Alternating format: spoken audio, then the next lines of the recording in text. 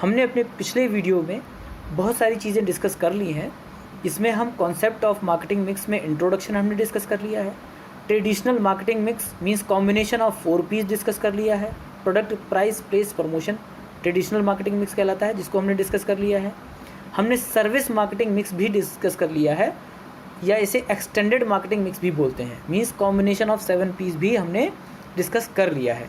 अब हम बात करेंगे अपने नेक्स्ट टॉपिक 4 P's और 4 C's की। इसके पहले मैं बताना चाहूँगा कि जो पिछला वीडियो था उसका लिंक मैं आपके डिस्क्रिप्शन बॉक्स में दे दूँगा, वहाँ से जाके आप उस वीडियो को देख सकते हैं और जितनी भी बातें अभी मैंने बताई हैं वो सारी वहाँ पे आपको अवेलेबल मिलेंगी। उस वीडियो में आपको सारी जानकारी मिल जाएगी। और अगर आपको मेरे वीडियो अच्छे लगते हैं तो प्लीज़ मेरे चैनल को सब्सक्राइब करिए, वीडियो को लाइक करिए, ताकि आपको फ्यूचर नोटिफिकेशंस जो मैं वीडियोस अपलोड करूँगा वो आपको मिलते रहें। आज का हमारा टॉपिक है 4 P's एंड 4 C's। तो आज का वीडियो बहुत लंबा नहीं करेंगे, आज इसी टॉपिक में मेन फोकस है और हम इसको फटाफट समझ लेते हैं। हम अपने वीडियोस में क्या कर रहे हैं, बेसिक कॉन्सेप्ट्स को समझ रहे हैं, ताकि हम जब सेल्फ स्टडी के लिए जाएं तो हमें ये ना हो कि हम समझ नहीं पा रहे कि बुक्स में, डिफरेंट बुक्स में क्या लिखा हुआ है। तो हम इसको सरल हिंदी भाषा में समझेंगे। एक बार कॉन्सेप्ट समझ में आने के बाद जब आप बुक्स को पढ़ेंगे तो आपको बड़ी हेल्प मिलेगी, ये मेरा विश्वास रखिएगा। चलिए तो फटाफट शुरू करते हैं।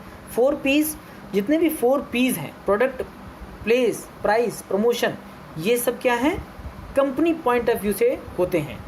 इन पे कंपनी का कंट्रोल होता है और कंपनी इनको डिसाइड करती है। और ये किस बिहाफ पे डिसाइड करती है, क्योंकि मार्केटिंग में हमारा अल्टीमेट टारगेट है कस्टमर को सेटिस्फाई करना और उस सेटिस्फैक्शन से प्रॉफिट को अर्न करना। तो यही टारगेट लेके हम आगे बढ़ेंगे। तो प्रोडक्ट क्या है, बेसिक ऑफरिंग है। अगर कंपनी के बिहाफ पे बात करें, बेसिक ऑफरिंग है जो कस्टमर के लिए कंपनी ऑफ़र कर रही है, या बेनिफिट्स हैं जो कंपनी ऑफ़र कर रही है कस्टमर को। तो ये किस चीज़ को सेटिस्फाई करने के लिए, कस्टमर, अगर हम सी की बात करें तो कस्टमर पॉइंट ऑफ व्यू से बात करें तो कस्टमर की नीड और वांट्स को सेटिस्फाई करने के लिए हम प्रोडक्ट या सर्विस ऑफ़र करते हैं। तो हमें प्रोडक्ट डेवलप ही इसी हिसाब से करना चाहिए ताकि वो कस्टमर नीड्स और वांट्स को सेटिस्फाई कर ले। अगर कर सके, अगर वो कस्टमर नीड्स एंड वांट्स को सेटिस्फाई करने में सक्षम है, कैपेबल है, तो यकीन मानिए कस्टमर सेटिस्फाइड होगा और आपके यहाँ रिपीटेड परचेस करने आएगा, जिससे आपका प्रॉफिट तो बढ़ेगा ही, सेल्स भी बढ़ेगी, प्रॉफिट भी बढ़ेगा और आपका बेनिफिट बढ़ जाएगा। ठीक है। और आपका मार्केटिंग कॉन्सेप्ट भी यही है कि कस्टमर का सेटिस्फेक्शन के थ्रू ही हमें प्रॉफिट कमाना है। चलिए अब बात करते हैं प्राइस की। तो प्राइस क्या है, एक कंपनी अपने सारे खर्चे, सारे एक्सपेंडिचर को इकट्ठा करके इसके बाद में जो भी आपका प्रॉफिट है वो ऐड करके और फिर एक प्राइस असाइन होता है। ठीक है। अब अगर कस्टमर की बात करें तो कस्टमर के लिए तो प्राइस क्या है, जो वो पे कर रहा है, जिसको जो कीमत उसे अदा करनी है, वही है आपका प्राइस कस्टमर के पॉइंट ऑफ व्यू से। तो कस्टमर के पॉइंट ऑफ व्यू से क्या है, cost to the customer, customer को जो कीमत पे करनी है वही है आपका प्राइस।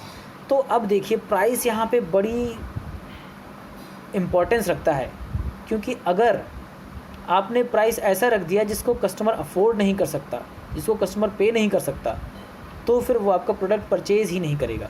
तो आपको अपने टारगेट ऑडियंस के अकॉर्डिंग, मतलब कि अपने टारगेट मार्केट के अकॉर्डिंग, टारगेट पब्लिक के अकॉर्डिंग आपको प्राइस को असाइन करना पड़ेगा। अगर वहाँ पे आपके टारगेट मार्केट में इंटेंस कंपटीशन है, कट थ्रोट कंपटीशन है, गला काट प्रतियोगिता है, प्राइस वॉर है, प्राइस सेंसिटिव मार्केट है, तो फिर आपको प्राइस कंपटीशन को ध्यान में रख के और कस्टमर के अफोर्डेबिलिटी को ध्यान में रखते हुए प्राइस को असाइन करना पड़ेगा, जो कि कस्टमर के लिए अफोर्डेबल हो और कस्टमर उसे बियर कर पाए, ताकि कस्टमर उसे रिपीटेड परचेस करे और आपका प्रॉफिट मैक्सिमाइज हो सके, बढ़ सके।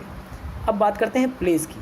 तो प्लेस कंपनी की अगर बात करें तो company from the point of production to the point of consumption जब प्रोडक्ट को पहुंचाता है, वो सारी एक्टिविटीज़ कहलाती हैं प्लेस में आती हैं। किसके अंतर्गत आती हैं, प्लेस के अंतर्गत आती हैं। तो कंपनी एक प्लांट में कोई प्रोडक्ट प्रोड्यूस करेगा, फिर उसकी वेयर हाउसिंग करेगा, फिर वो होलसेलर्स के पास जाएगा, डिस्ट्रीब्यूटर्स के पास जाएगा, रिटेलर्स के पास जाएगा, फिर कहीं जाता है कस्टमर्स के पास। इसके बीच में ट्रांसपोर्टेशन भी होता है, बहुत सारी एक्टिविटीज़ प्लेस में इन्वॉल्व होती हैं। और जो प्लेस यहीं ख़त्म नहीं होता है, जो आपका कंटेनर के अंदर भी जो स्पेस है उसकी भी हम बात करते हैं, उस प्लेस की भी बात करते हैं। जो ट्रांसपोर्टेशन व्हीकल्स हैं उनके अंदर के स्पेस को किस तरह से यूटिलाइज़ किया जाए, उसके प्लेस को कैसे यूटिलाइज़ किया जाए, मैक्सिमम लोडिंग कैसे हो सके, इस सब का भी कंपनी ध्यान रखती हैं। तो प्लेस थोड़ा वाइटल है, थोड़ा बड़ा है।